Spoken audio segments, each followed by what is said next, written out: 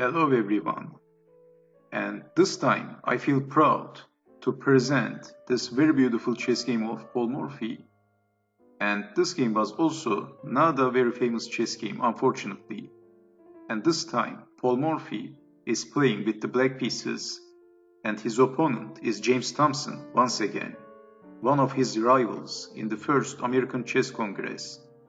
And Thompson starts the game with playing e4, e5 by Paul Morphy, knight to f3, knight to c6, bishop to c4, Italian opening, bishop to c5, b4, Evans Gambit, bishop takes on b4, c3, bishop to a5, d4, e takes on d4, queen to b3, attacking on f7.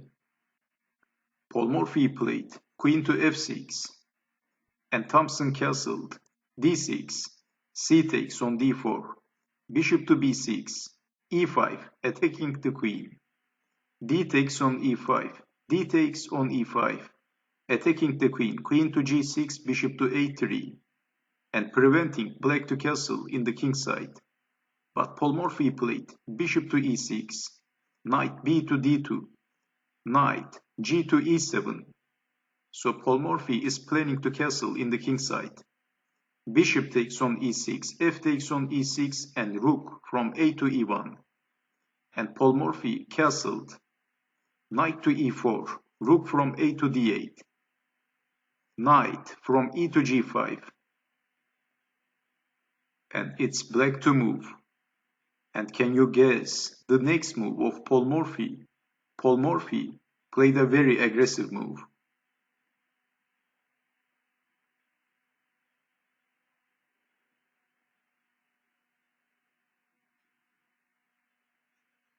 Well, Paul Morphy played rook takes on f3, sacrificing the exchange. And Thompson played knight takes on f3, and then rook to d3, attacking the queen and the knight. So Thompson needs to save his queen. Paul Morphy is attacking the queen. So Thompson played queen to b2, and then Paul Morphy captures the knight with the rook. And now you know why Paul Morphy sacrificed the exchange. And now pawn is pinned, so Thompson can't capture the rook. King to h1, unpinning the pawn, but Paul Morphy played bishop to d4, so there is no time for capturing the rook. Paul Morphy is attacking the queen. Queen to c1, and then rook to c3. And Thompson played queen to b2. Well, if a move like queen to d2, then rook takes bishop. So James Thompson wants to defend his bishop. He played queen to b2, but then rook to g3. Again, a discover attack to the queen. And Paul Morphy is attacking from everywhere. Bishop is attacking the queen, and rook is attacking on g2. And in this position, of course, Thompson can't capture the rook, because then bishop captures the queen. So saving the queen, and then Paul Morphy captures the pawn on g2. Queen to f4, knight to f5, queen to f3, attacking the rook. And once again, Paul Morphy played a very beautiful move. He played a magnificent move. And can you guess the next move of Paul Morphy? And if you can guess this move, you're an excellent chess player. So what is the next move? What would you do in this position if you had the black pieces?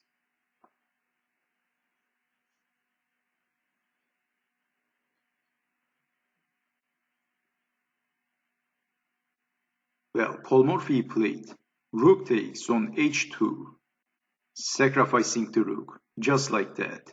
So Thompson captures the rook. What else? And then bishop takes on e5, and Thompson captures the bishop with the rook. But let's take it back. If king to h1, then queen to h6, check, king to g1, queen to h2, that's checkmate.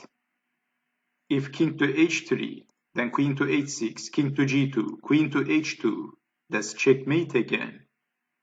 So there is a forced checkmate. That's why Paul Morphy sacrificed the rook. And by the way, after queen to h6, if king to g2, then queen to h2, that's checkmate again. So there is no defense for white. And what an incredible attack by Paul Morphy. So after bishop takes on e5, rook takes on e5, knight takes on e5, attacking the queen, queen to h3, defending the queen, knight to h4, another very beautiful move by Paul Morphy.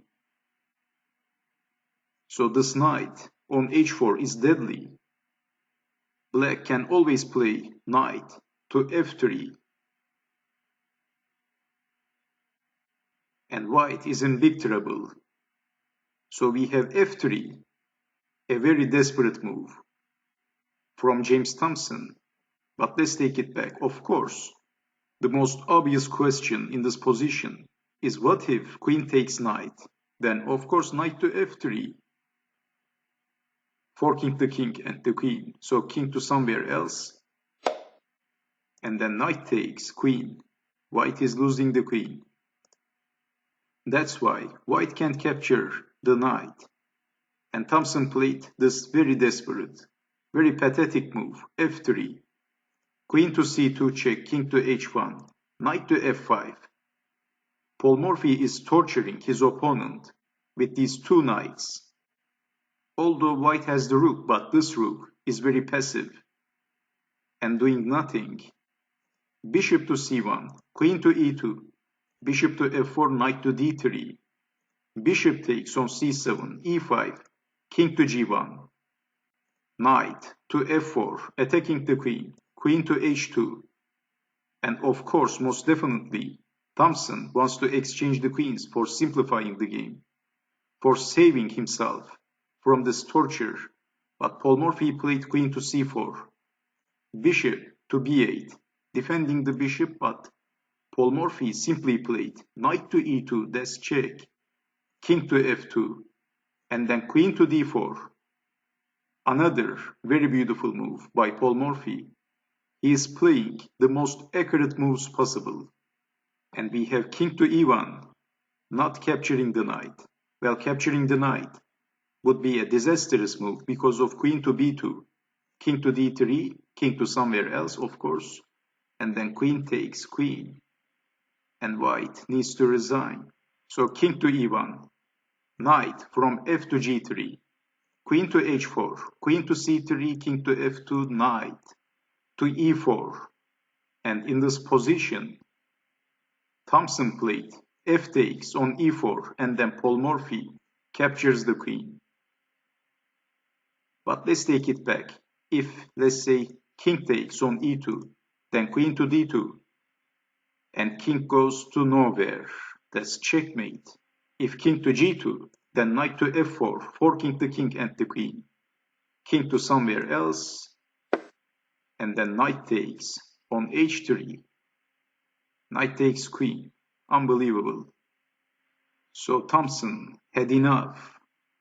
He had enough, and he played f takes on e4, queen takes queen, king takes on e2. Paul Morphy played a move, and Thompson resigned.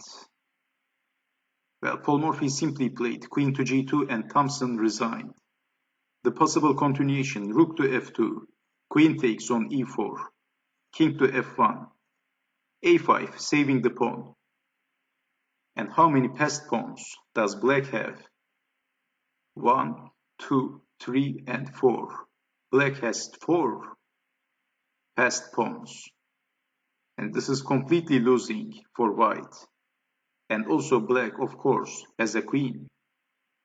So Paul Morphy crushed James Thompson once again with an unbelievable, genius level, sacrificial chess game. So after queen to g2, after Paul Morphy played queen to g2, Thompson resigned. And this game was also one of the best and most beautiful chess games of Paul Morphy ever.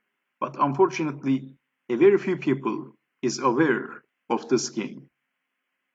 This game was not a very famous chess game of Paul Morphy, like his Opera House game. But this game is also a very instructive chess game of Paul Morphy, a very educational chess game by Paul Morphy. So I hope you have enjoyed watching this video, and I hope to see you next time. Take care.